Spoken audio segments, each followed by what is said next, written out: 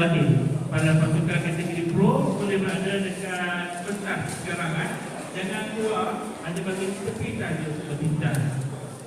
Dan ini saya bagi masa selama 5 minit sahaja untuk para pasukan berbincang dengan cikgu.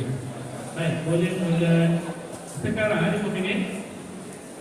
Baik, untuk bantuan cikgu-cikgu selepas dulu hari ini melibatkan hanya satu objek sahaja.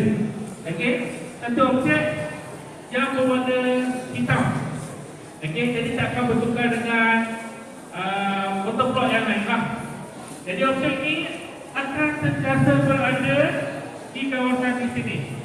Jadi kalau pasukan nak dapat mangkal lebih, pasukan perlu bawa objek ini, robot perlu bawa objek ini dan menyentuh kawasan orange yang rectangular, akan dapat makan tambahan sebanyak 15.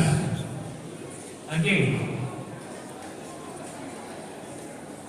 Baik, kepada adik-adik kategori robot Malaysia Junior, rookie dan juga kategori kita